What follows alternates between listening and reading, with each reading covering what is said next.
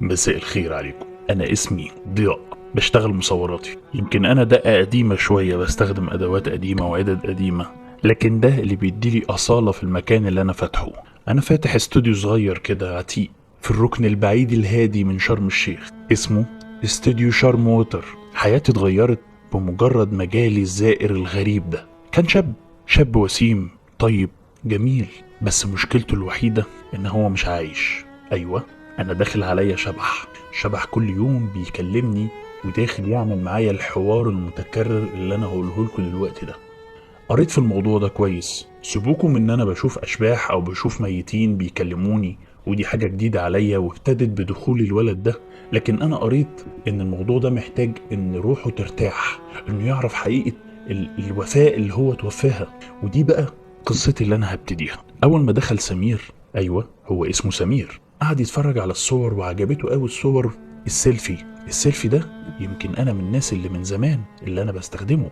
ما كانش على ايامنا اسمه سيلفي، بس ان انت تلف الكاميرا على نفسك وتصور نفسك او تصور اللي حواليك. اتعودت ان انا اصور العرايس في البحر، ودي برضو حاجة ما كانتش منتشرة، كانت حاجة غير مألوفة ان انا اخد العريس والعروسة واصورهم تحت المية.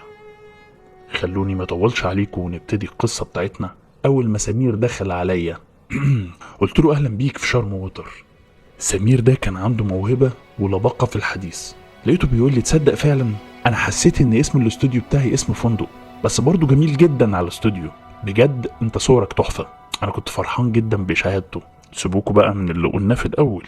رديت عليه وشكرته جدا وطلبت منه اوامرك ايه. قال لي ان هو عايز صورة تحت المية. قلت له بس كده؟ انا عينيا ليك.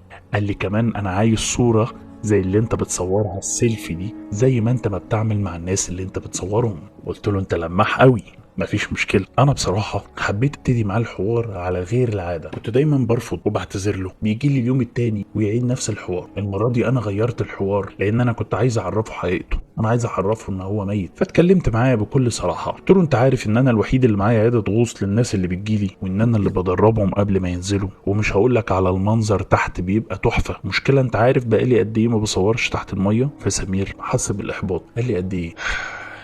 قلت له شهر تقريبا بعد اللي حصل هنا، بس ما تقلقش انا هصورك. بصراحه هو صعب عليا من بصه الاحباط اللي بصها لي دي، ولما قلت له هصورك فرح، خرج التليفون من جيبه وبدا يبعت رساله، وراح جاي قايل لي ما تقلقش من قصه الغوص دي، على فكره انا بعرف اعوم. بس هو ايه اللي حصل هنا بقى؟ انا كنت مستني القصه دي، انا كنت فعلا عايز احكي له اللي حصل.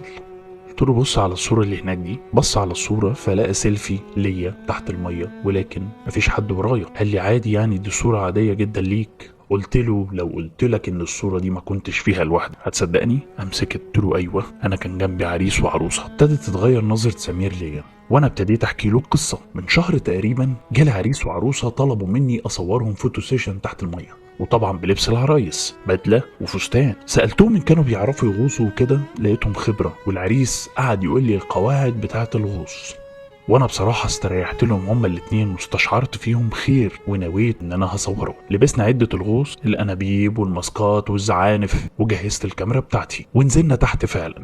اخدت لهم يجي 50 صوره، وبجد حسيت برومانسيتهم طول الطريق. على طول ايديهم ماسكه بعض، على طول في حنيه من العريس لعروسته وحنيه من العروسه لعريسها. انت ترتاح لهم لما تشوفهم من اول نظره.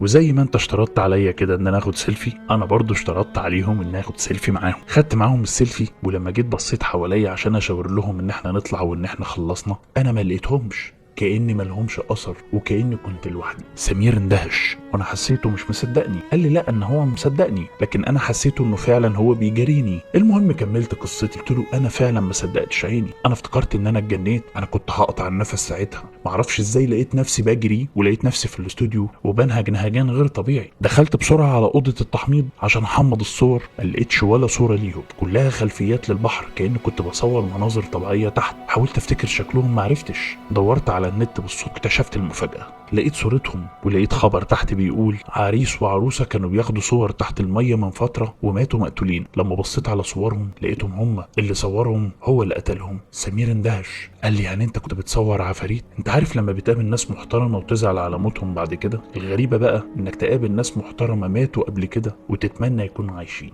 يمكن مش هتفهمني غير لما تحسها. سمير لما سألني قال لي طب ازاي اللي صورهم قتلهم؟ قلت له اللي صورهم ده كان مريض نفسي، مراته كانت مبهدلاه، تقدر تقول حس بنقص من رومانسيتهم الزايده وحنيتهم على بعض، استخسرها فيهم، قرر انه مستحيل يعيشوا، والغريبه انه اعترف بكده واتقبض عليه. في اللحظه دي انا حسيت ان سمير قلق مني وافتكر ان انا اللي بحكي القصه بتاعتي وان انا اللي قتلتهم. في الحقيقه سمير له اخ اسمه فادي، وفادي ده كان بيشتغل عندي. هم جوله فعلا وطلبوا منه ان هم يتصوروا، وفادي كان بيغير منه وهو اللي قتلهم تحت في الميه. ولكن في الحالة دي أنا عايز أثبت لسمير إن هو ميت. أنا أول زيارة ليا لسمير هي اللي أنا حكيتها له دلوقتي، هي دي اللي نزلت معاهم في المية واختفوا مني، ولما اكتشفت إن هما عريس وعروسة متوفيين وكل يوم بتجيلي الزيارة دي وبرفض، المرة دي قلت له ماشي، وقررت إن أنا أحكي له القصة.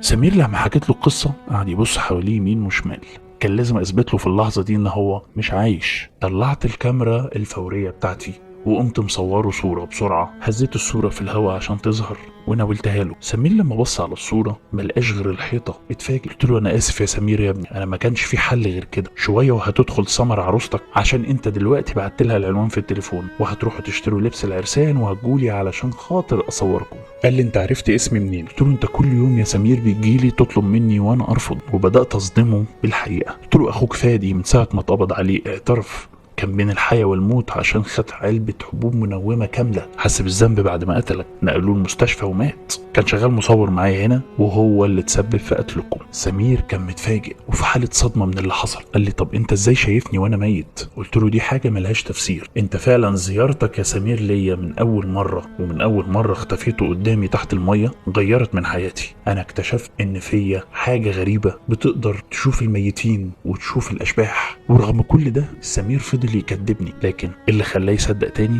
ان انا طلعت له البوستر اللي عليه صورتهم هما الاتنين مفقودين، وطلعت له الخبر وهم ميتين.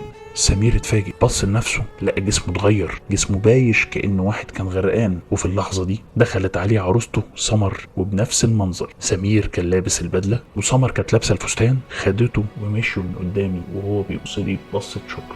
ومن يوميها سمير ولا سمر بقوا بيجولي تاني، يمكن روحهم ارتاحت لكن انا اللي مرتحتش. انا يوميا بقى بتجيلي زيارات شبه بتاعة سمير دي، ودي ليها حكايات تانية كتير هحكيها لكم وهوريكم ازاي انا ريحت كل الناس ديت علشان روحهم تنتقل من عالمنا.